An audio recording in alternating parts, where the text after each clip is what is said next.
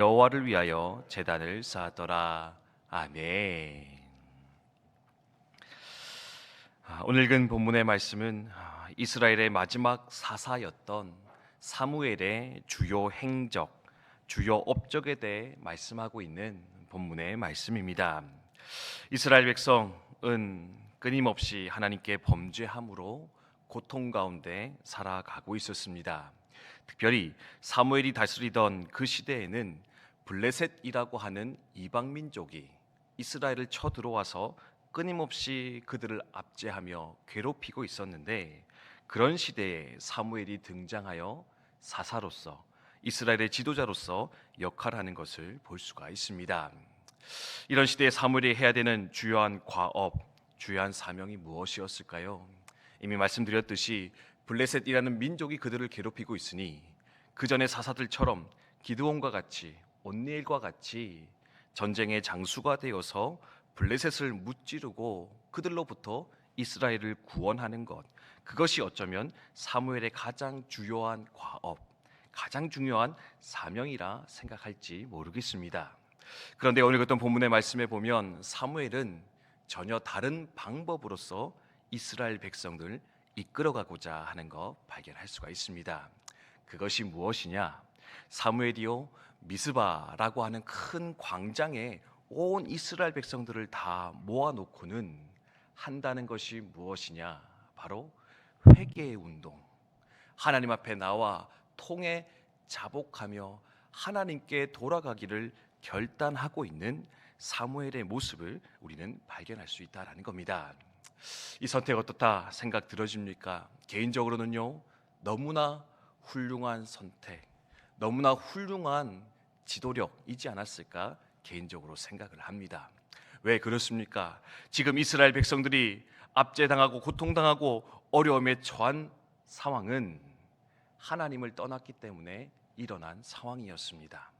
생명의 근원이 되었던, 복의 근원이 되었던 이스라엘 백성의 모든 삶의 주권자 되시는 하나님을 떠났기에 그들은 지금 눈에 보이는 블레셋이라고 하는 이방 민족으로부터 고통당하며 압제당하고 있었는데, 그 사실을 누구보다 잘 알고 있었던 사무엘은 그래서 이스라엘 백성들에게, 여러분 일어나 블레셋과 싸웁시다, 저 블레셋으로부터 우리가 독립합시다, 그것을 먼저 외치며 뛰쳐나가는 것이 아니라 이스라엘 백성들을 다 모아놓고는 물을 부으라, 눈물을 쏟는다라는 표현인데요, 눈물을 쏟으며 우리가 회개하여 이제 하나님께 돌아갑시다, 이제 하나님 앞으로 나아갑시다, 하나님을 향한 믿음을, 그 관계를 회복하여서 이제 또다시 정상의 자리로, 또다시 평화의 자리로 우리가 들어가는 것이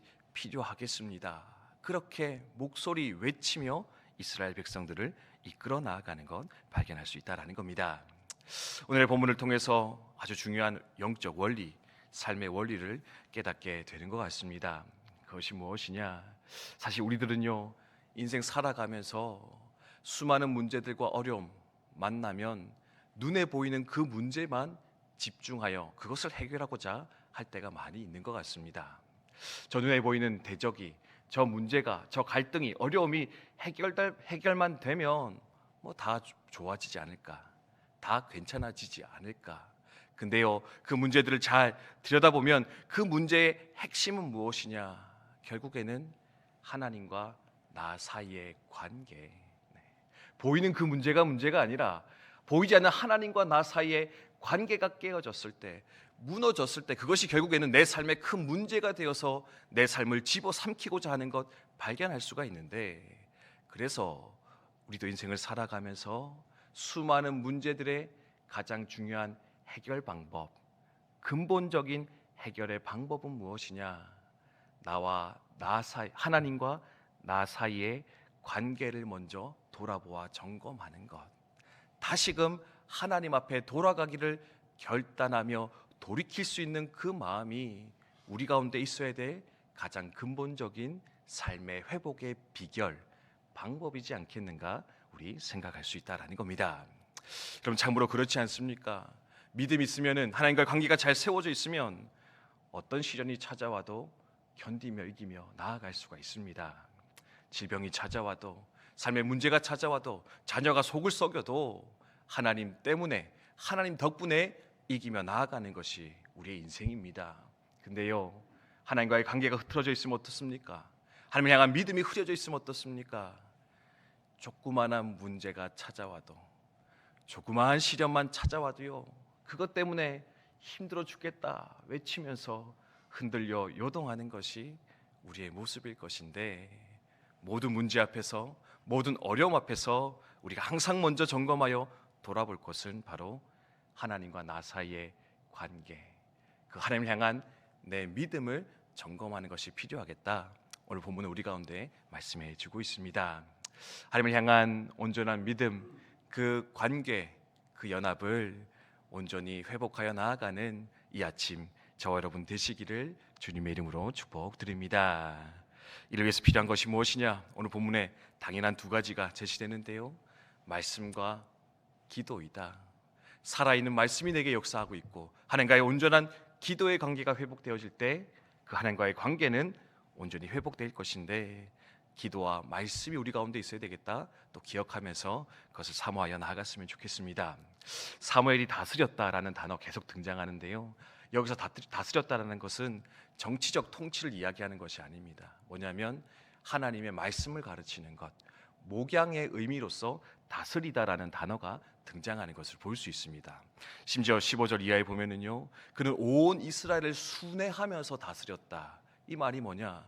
이스라엘 백성 곳곳을 다니면서 그는 하나님의 말씀을 가르침으로써 그 말씀을 통해 이스라엘 백성들이 하나님 볼 수 있도록 끊임없이 가르치며 도전하였다, 이야기하는 것을 볼 수가 있는데, 여러분의 삶 가운데도 이 생명의 양식 되시는 하나님의 말씀이 끊어지지 않도록, 하나님 말씀이 회복되어지도록 또 늘 말씀 보며 묵상하며 기대하여 나아가는 저와 여러분이 되셨으면 좋겠습니다. 개인적으로도 어제 제가 우리 구군 기독부인의 중부 지역 기도에 있어서 같이 갔다 왔었거든요. 그냥 보통 이렇게 인솔자 개념으로 이렇게 따라갔다 오는데, 여전도 회원분들이 은혜 받아야 되는데 제가 되게 많이 은혜를 받고 오는 그런 시간이었던 것 같습니다. 선배 목사님 오셔가지고 헌신에 대해서 가르치시는데, 헌신은 어떻게 하는 거냐? 몸이 피곤해 하도록 하는 거다. 몸이 안 피곤하면 헌신한 게 아니다. 몸으로 하는 게 헌신인데, 그래서 몸이 피곤한 건 당연한 거다. 그리고 전부를 드려야 되는데, 그래서 내가 손해보고 내 것을 기꺼이 내어드릴 때 비로소 헌신은 이루어지는 것이다, 이렇게 말씀해 주시더라고요. 근데 개인적으로 이렇게 되게 큰 충격을 받은 듯한 메시지였습니다. 이제 요즘 최근에 제가 하고 있는 두 가지 불평이었거든요.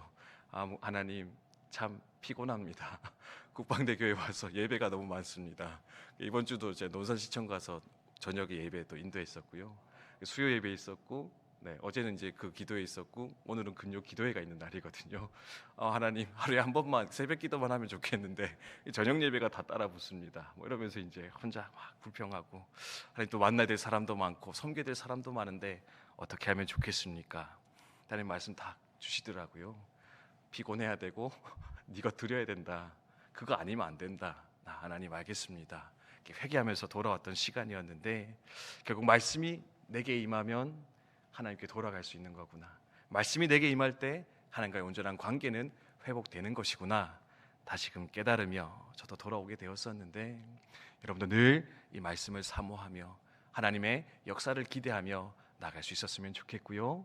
또한 부르짖어 기도할 때 하나님 우리의 심령을 새롭게 하시고 회복시켜 주실 것인데, 오늘도 그 기대함을 가지고 기도의 자리로 나아가 하나님을 만나 누리시는 저와 여러분 우리 모두 되시기를 주님의 이름으로 축복드립니다. 주신 말씀 기억하며 함께 기도하도록 하겠습니다.